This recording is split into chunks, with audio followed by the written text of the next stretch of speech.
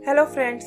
तो आज की स्टोरी एक ऐसे लड़के के बारे में है जिसकी मोम एक तलवार के मैजिक से गोल्ड में बदल जाती है और उसे इस कर्स को तोड़ने के लिए वर्ल्ड के एंड तक जाना होगा।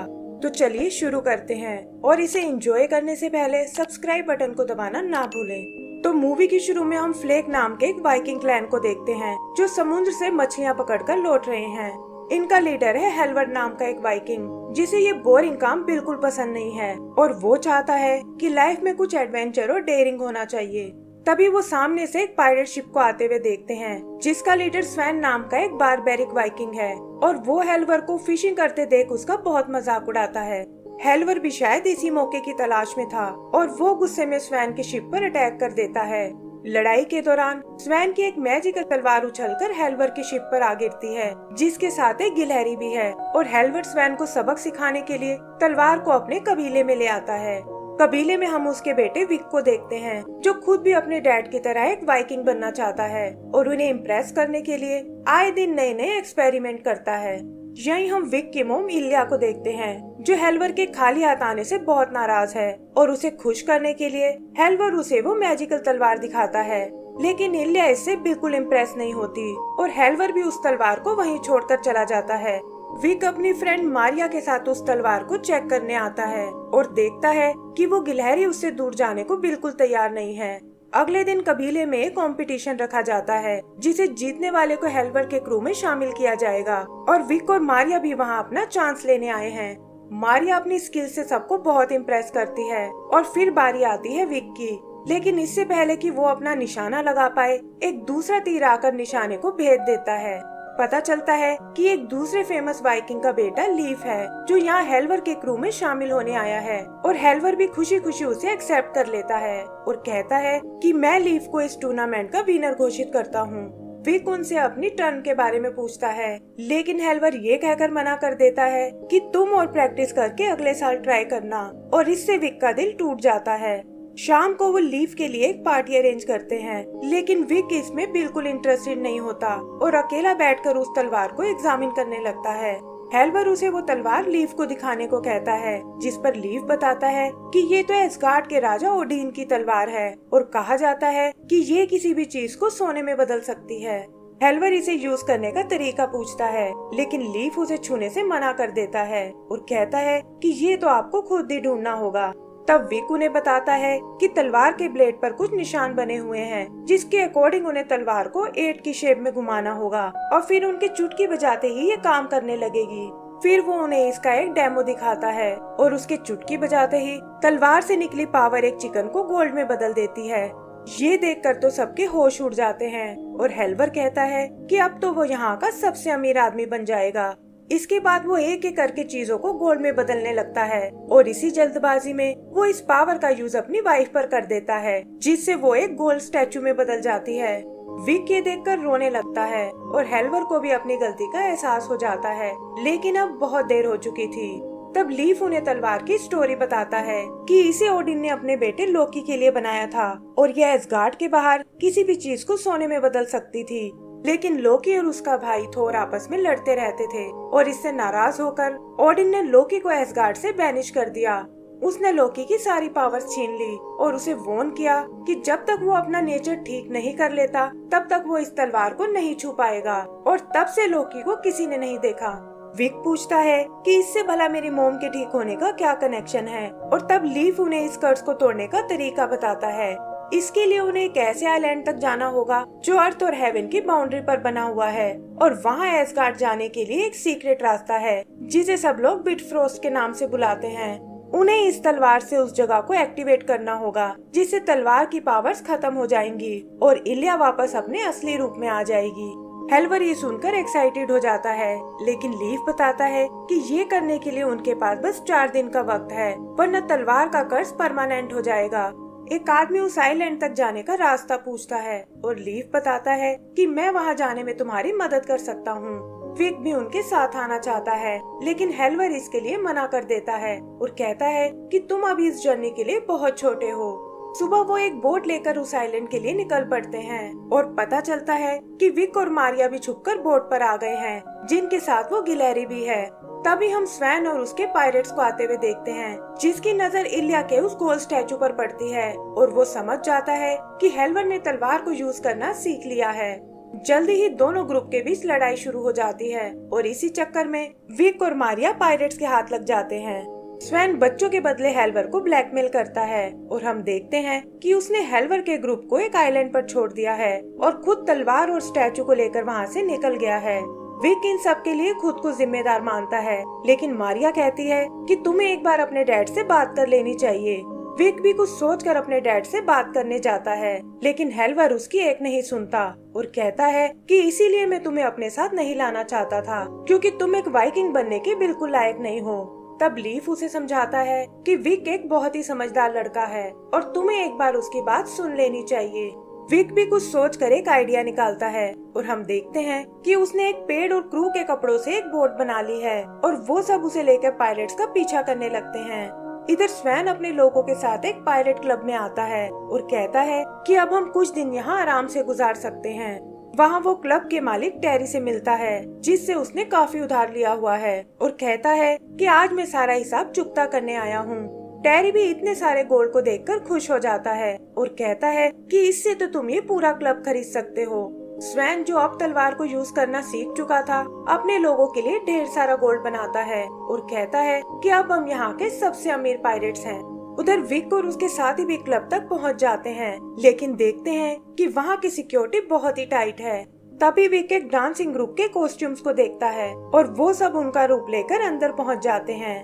स्वैन को लगता है कि ये सब शायद टेरी ने अरेंज किया है और टेरी भी इस मौके का फायदा उठाता है और कहता है कि इसके बदले तुम्हें स्टैचू का एक टुकड़ा मुझे देना होगा। स्वैन उसकी बात मान जाता है और विक देखता है कि एक आदमी उसकी मॉम के स्टैचू को अंदर ले जा रहा है। छुपता हुआ वो उसके पीछे जाता है और देखता है कि वो एक कटर से स्टैचू को काटने वाला है। वो एक गोल्ड ब्रिक की मदद से उसे रोक लेता है, लेकिन खुद उस आदमी के हाथों पकड़ा जाता है। इधर डांस करने के बहाने हेल्वर स्वैन से वो तलवार चुरा लेता है, लेकिन उनका ये ड्रामा ज्यादा देर तक नहीं चल पाता और स्वैन को उनकी सच्चाई का पता चल जाता है। हेल्वर के लोग वहाँ तबाही मचाने लगते हैं और जल्दी ही वो क्लब टूटकर नष्ट हो जाता है। फिर वो लोग अंदर विक की मदद करने आते हैं और मिलकर उस आदमी को ढेर कर देते हैं।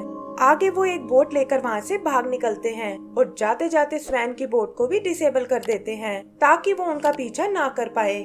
इसी तरह चलते हुए उन्हें काफी दिन बीत जाते हैं और मौसम भी बदलना शुरू हो जाता है।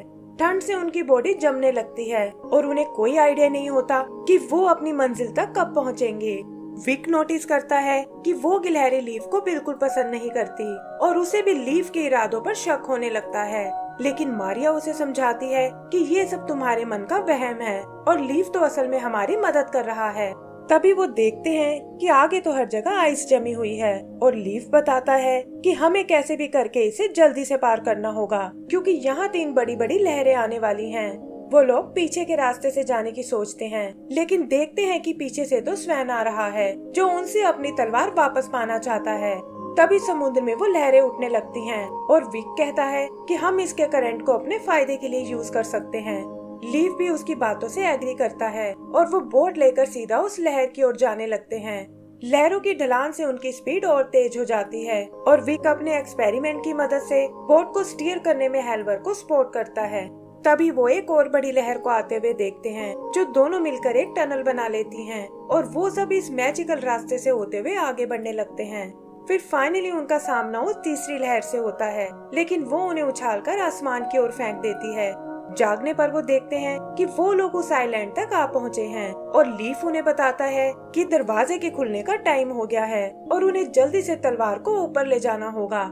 हेल्वर विक और मारिया से आगे जाने को कहता है और बताता है कि हम तुम्हारी मॉम को लेकर पीछे आ रहे हैं। मारिया अपने एरो से दीवार पर रास्ता बनाती है, जिससे विक और लीफ ऊपर चढ़ने लगते हैं, लेकिन वो खुद एरो टूटने के कारण पीछे रह जाती है और उधर हेल्वर भी अपने दोस्तों के साथ ऊपर जाने की तैयारी करता है। ऊपर विक लीफ को फॉलो करता है और देखता है कि वहाँ दीवारों पर अजीब से निशान बने हुए हैं। आगे कुछ टनल से होते हुए वो बिटफ्रोस्ट के पास आते हैं, जहाँ लीफ कुछ बटरफ्लाइज को हटाकर उसे रिवील करता है और बताता है कि यही एस्गार्ड जाने का सीक्रेट रास्ता है। फिर वो विक से तलवार को बिटफ्रोस्ट में डालने को कहता है, लेकिन देखता है कि वो ऐसा करने से डर रहा है और ये देखकर उसे गुस्सा आने लगता है। तभी अचानक वो विक को आगे की ओर धकेलता है, जिससे वो तलवार सीधा बिटफ्रोस्ट में जा गिरती है और विक देखता है कि उसकी पावर से वहाँ एक पोर्टल बनना शुरू हो गया है। वो लीफ से अपनी मॉम के बारे में पूछता है, लेकिन लीफ इसका कोई जवाब नहीं देता और तभी तलवार से कुछ गोल्डन थ्रेड्स निकलकर सब जगह फैल जाते हैं। फिर हम लीफ को उस तलवार को छूते हुए देखते हैं और पता चलता है कि वो तो असल में ओडिन का बेटा लोकी है, जो उन्हें बहलाकर यहाँ अपना कर्ज तुड़वाने लाया था और उसे उसकी मॉम की कोई परवाह नहीं है। विक को लोकी पर बहुत गुस्सा आता है, लेकिन लोकी उसे बताता है कि ये सब उसके डैड ओडिन की वजह से हुआ है, जिन्होंने तलवार पर ऐसा कर्ज लगाया था जिससे मैं उसे छू तक नहीं सकता था और इसीलिए मुझे तुम लोगों की मदद लेनी पड़ी। लेकिन अब कोई भी मुझे एसगार्ड जाने से नहीं रोक सकता। तभी विक को ढूंढता हुआ हेल्वर वहाँ आता है, लेकिन जैसे ही वो उस गोल्डन थ्रेड को छूता है, उसका एक हाथ और पैर गोल्ड का बन जाता है। विक लोकी से ये सब ठीक करने को कहता है और पूछता है कि आखिर हमने तुम्हारा क्या बिगाड़ा था जो तुमने हमें इतना बड़ा धोखा दिया। लेकिन लीफ उसकी बातों की कोई परवाह नहीं करता। तभी विक की नजर उस गिलहरी पर जाती है और उसे याद आता है कि शुरू से ही हैमर यूज करने में वो बहुत माहिर थी और यहाँ तक कि तलवार की पावर का भी उस पर कोई असर नहीं हुआ था। तभी अचानक उसे एक आइडिया आता है और वो उस गिलहरी को उठाकर उस बिटफ्रोस्ट में फेंक देता है। लोकी को उसकी बेवकूफी पर बहुत हंसी आती है, लेकिन तभी वो देखता है कि गिलहरी अचानक से थोर में बदल गई है, जिसे खुद भी ओडिन ने अर्थ पर भेज दिया था। थोर बताता है कि इसीलिए मैं इस तलवार को फॉलो कर रहा था, क्योंकि मैं जानता था कि एक दिन ये मुझे तुम तक जरूर पहुंचा देगी। फिर हम उन दोनों को आपस में लड़ते हुए देखते हैं, जहां थोर धोखे से उसकी तलवार को दूर उछाल देता है और वो सीधा नीचे वोल्केनो में जा गिरती है। तलवार के नष्ट होते ही उसका कर्ज भी टूट जाता है और लोकी को ये देखकर बहुत गुस्सा आता है। तभी उन्हें ओडिन की आवाज आती है, जो कहता है कि मैं तुम दोनों की लड़ाई से तंग आ चुका हूँ और अब तुम्हारा फैसला एसगार्ड में जाकर होगा। फिर वो उन दोनों को अपने साथ वापस ले जाता है और उनके जाते ही वो जगह ढहने लगती है। उधर हेल्वर के साथी अभी भी उस स्टैचू को ऊपर नहीं ले जा पाते और तभी उनके पास एक गोल्डन बॉल आकर गिरती है और वो समझ जाते हैं कि स्वैन यहाँ तक आ पहुँचा है। विक और उसके डैड भी लोकी की शील्ड लेकर वहाँ से बच निकलते हैं, लेकिन देखते हैं कि स्वैन ने उनके साथियों को पकड़ लिया है। विक उसे अपनी फैमिली से दूर रहने को कहता है, लेकिन स्वैन को तो बस उस तलवार की पड़ी हुई थी। तभी वो देखता है कि ये जगह ज्यादा देर तक नहीं टिक पाएगी और वो इलिया के स्टैचू को लेकर वहाँ से जाने लगता है। विक अपने डैड को होश में आने को कहता है और बताता है कि आप एक वाइकिंग होकर हार नहीं मान सकते। उधर स्वैन देखता है कि उसकी गोल्डन बॉल अचानक से बदलना शुरू हो गई है, जिसका मतलब कर्ज का असर अब खत्म हो चुका है। विक भी ये बात नोटिस करता है, लेकिन तब तक बहुत देर हो चुकी थी और हेल्वर पागलों की तरह स्वैन के ग्रुप पर टूट पड़ता है। स्वैन अटैक करने के लिए अपनी आयरन बॉल निकालता है, लेकिन पीछे से इलिया उसे नॉकआउट कर देती है, जो कर्ज के हटने से अपने असली रूप में वापस आ गई है। विक अपनी फैमिली से मिलकर बहुत खुश होता है और कहता है कि मेरे डैड दुनिया के सबसे पावरफुल वाइकिंग हैं। फिर हम उन्हें वापस अपने कबीले की ओर जाते हुए देखते हैं और हेल्वर अनाउंस करता है कि विक अब उनके क्रू का एक पार्ट बन चुका है। विक भी ये सुनकर बहुत एक्साइटेड होता है और इसी के साथ हमारी ये मूवी खत्म हो जाती है। तो दोस्तों, अगर आपको ये मूवी पसंद आई हो तो प्लीज हमें लाइक एंड सब्सक्राइब करना ना भूलें। Thank you.